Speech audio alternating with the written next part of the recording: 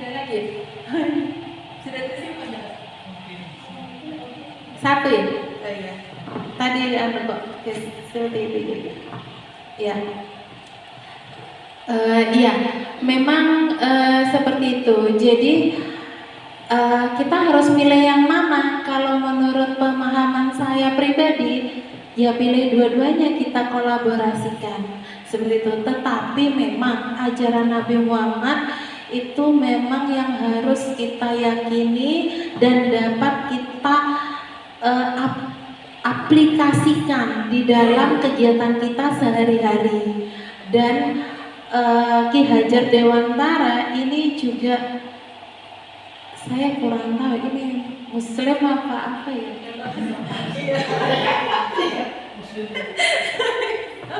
Ya itu, kembali lagi kalau begini kan Ki Hajar ini kan yang saya terima di pendidikan guru penggerak ini kan bersifat apa ya, universal. Iya Pak. Tetapi saya memang sepakat dengan Pak Aris sampaikan, itu memang benar sekali. Dan itu saya juga mendapatkan ilmu baru juga dari Pak Aris. Iya ya, ternyata kita bisa harus mengkolaborasikan apa yang Nabi Muhammad sudah diajarkan, itu juga bisa kita sampaikan kita kolaborasikan dengan apa yang disampaikan oleh Ki Hajar Dewantara. Nah, kalau mengapa kok tidak dimasukkan ke dalam sini, di dalam ini ya, karena terlepas lagi ini kan itu Pak Aris tidak itu kan berbasis agama ya, jadi tidak semua beragama Islam. Jadi kan yang mereka yakini atau yang mereka itu kan mungkin berbeda seperti itu. Tetapi memang yang Pak Aris sampaikan itu saya juga sepakat. Bagaimana kalau memang itu kita kolaborasikan di SDN 3 Kotakan. Jadi apa yang Nabi Muhammad SAW itu ajarkan bisa kita kolaborasikan dengan Ki Hajar Dewantara seperti itu. Ya, terima kasih Pak Aris.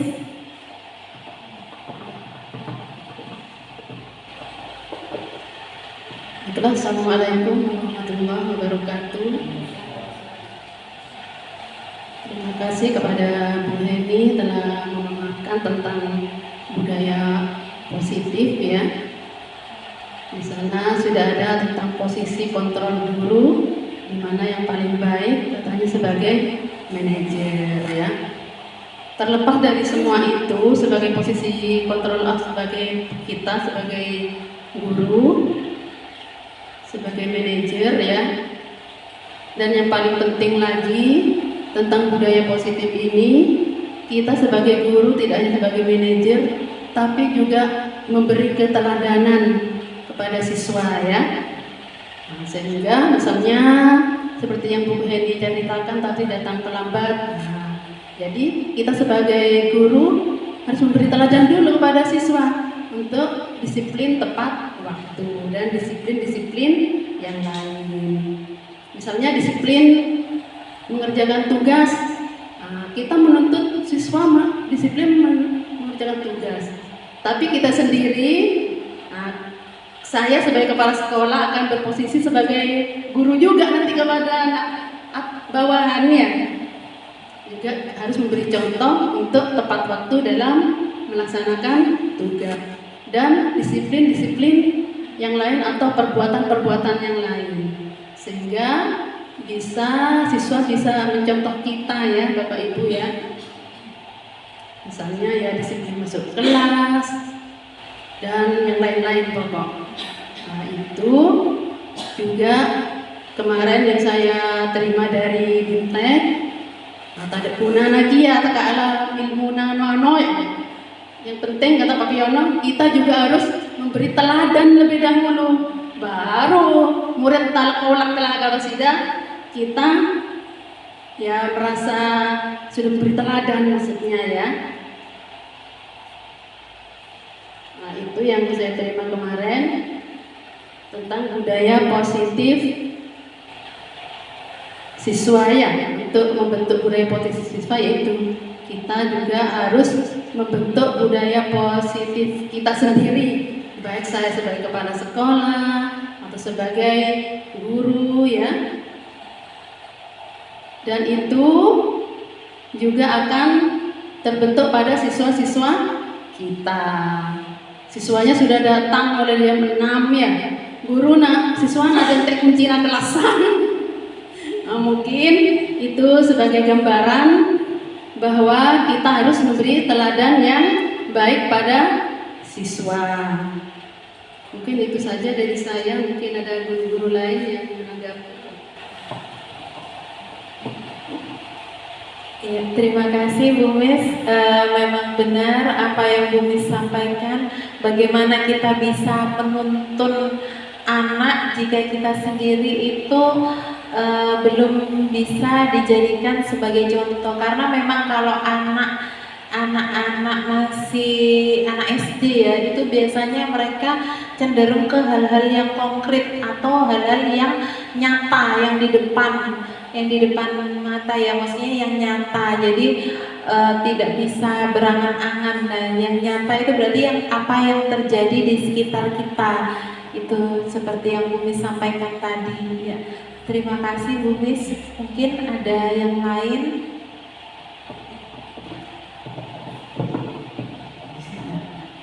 Terima kasih. Assalamualaikum warahmatullahi wabarakatuh. Saya cuma menggarisbawahi semuanya. Kesimpulan lah istilahnya. Tidak ada guru yang tidak bisa mengajar. Semua pasti bisa belajar. Hanya saja mungkin berbeda caranya.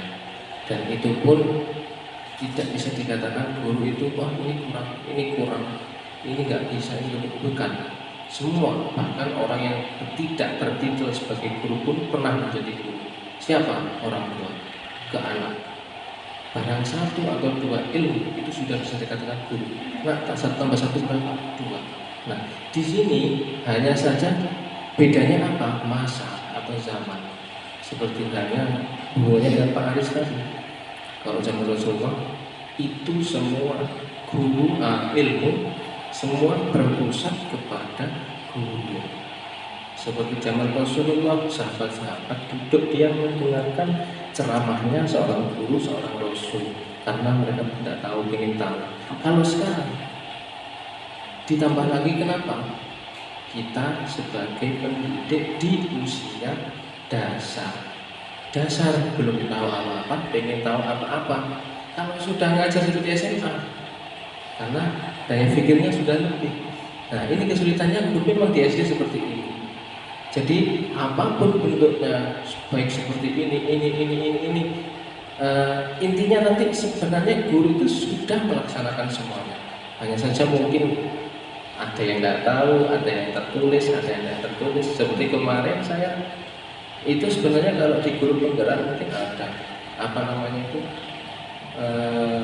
dengan rekan sejawat mungkin apa namanya iya seperti sharing dan jawab sudah sebenarnya dilakukan. Nah, jadi semua guru itu sebenarnya itu sedikit banyak sudah pernah melakukan itu, cuma tidak tertulis, ini dibuat, dimasukkan ke laptop, di foto, di video, sebenarnya sudah.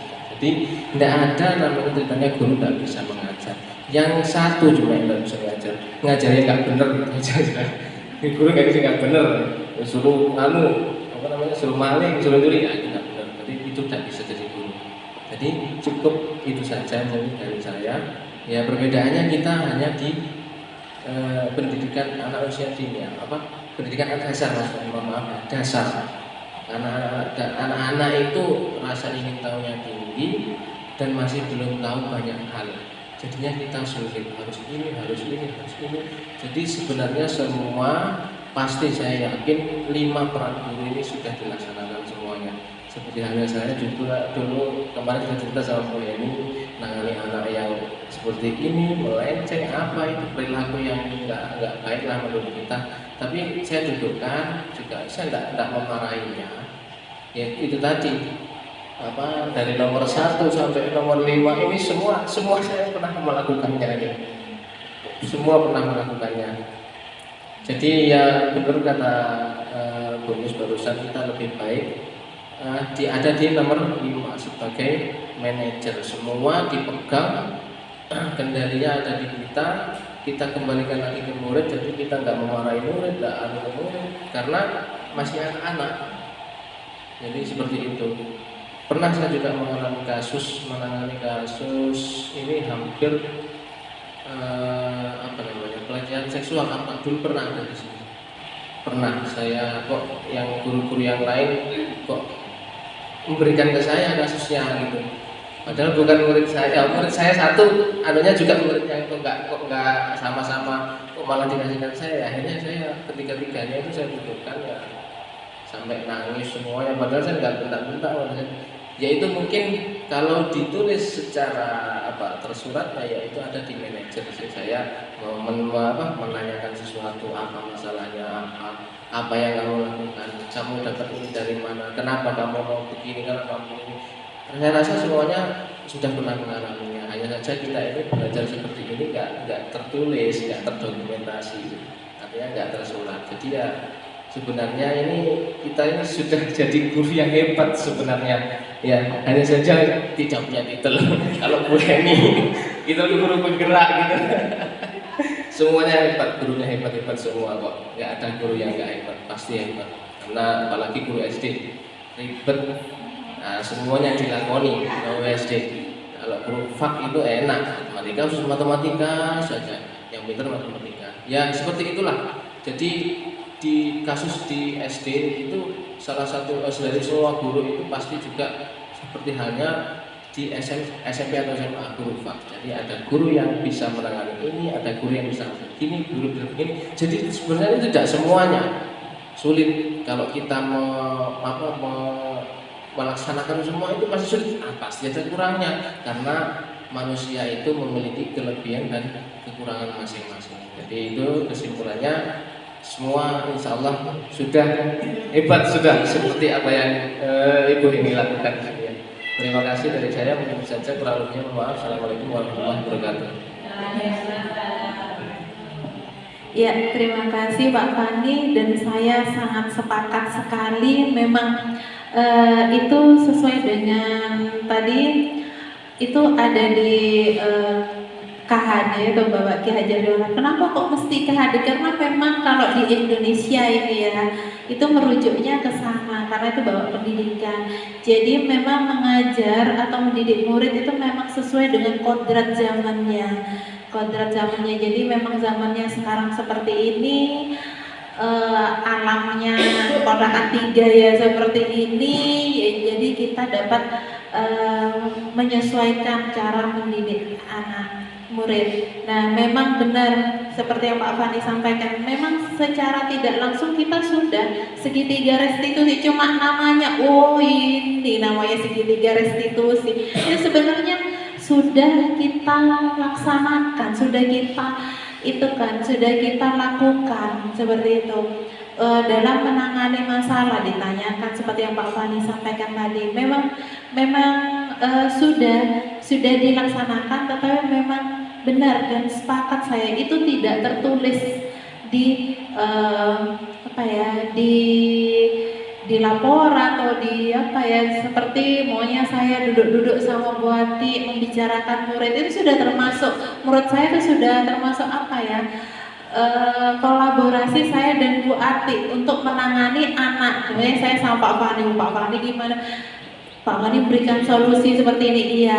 Terlebih lagi semua itu membutuhkan pengalaman, membutuhkan waktu. Seperti saya ini kan baru, jadi membutuhkan mesti harus tanya ini gimana Pak Fani, ini kayak gini kok ada murid kadang yang kemarin manggil Pak Fani juga yang yang mau tengkar itu ya, memang seperti itu. Jadi memang guru itu ya itu lagi tugasnya yang membentuk karakter anak, dan memang semua guru itu guru yang hebat, dan menurut saya semuanya itu merupakan guru penggerak juga, hanya tidak ikut pendidikannya gitu. Nah mari ikut deh ya Pak. Sebenarnya saya memang awal ikut, iya Bu, saya awal ikut, oh iya iya ya, saya pernah jadi penghukum. Dulu ke Agus saya penghukum berarti. Oh iya, saya ke Diki kemarin tanya. Oh berarti saya manajer berarti. Nah, itu kesulitan saya kalau saya pribadi. Itu kesulitannya konsisten di dalam posisi kontrol guru itu, konsisten di manajernya itu. Karena apa? Waktu. Belum kalau katanya Bu Ati itu harus top up kesabaran. Belum di rumah masih kayak gini-gini, belum yang tugas-tugas ditambahi aku sama Diki tengkar. Aduh, langsung jadi penghukum, saya sudah turun jadi yang biasa manajer jadi penghukum. Ya itu memang guru ya juga seperti itu, juga manusia. Tapi memang benar kalau menurut saya pribadi, kalau yang seandainya di medsos itu menurut saya bukan guru keseluruhan tapi oknum guru, seperti yang ya guru yang A, B, C, D yang negatif atau apa, itu menurut saya oknum. Karena memang sejatinya kalau seorang yang sudah masuk ke sekolah, ke instansi pendidikan, itu memang menjadi seorang guru itu tugasnya yang mulia, yang pasti itu akan menuntun anak seperti yang Pak Fani sampaikan tadi juga. Sebenarnya tidak harus datang ke sekolah pakai seragam, jadi orang tua pun itu bisa menjadi guru, pokoknya yang mengajar. Jadi kalau mengajar itu sebenarnya itu tingkatannya itu masih di bawah, jadi yang ke atas tuh mendidiknya, mendidik anaknya. Jadi memang orang tuanya juga jadi guru, hanya tidak pakai seragam gitu aja. Nah kalau yang pakai seragam kan berarti mendapatkan gaji gitu kan. Nah yang ini kan hanya bedanya itu saja, tapi semuanya itu memang orang-orang hebat yang membentuk karakter anak seperti itu. Ya, terima kasih. Mungkin ada yang lain atau cukup?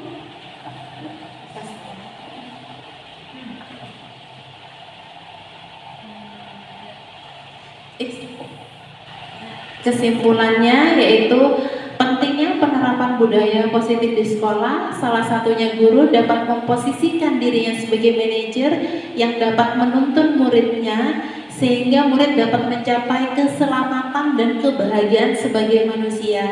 Jadi semoga kita dapat tergerak. Bagi yang belum tergerak, semoga lekas bergerak. Kalau kita sama-sama saling bergerak, jadi mari kita bisa saling menggerakkan yang ada di sekitar kita. Baik, saya akhiri. Sebelumnya saya mohon maaf jika ada salah-salah kata, bukan jika ya, pasti ada kesalahan yang baik saya sengaja ataupun tidak sengaja. Saya mohon maaf yang sebesar-besarnya.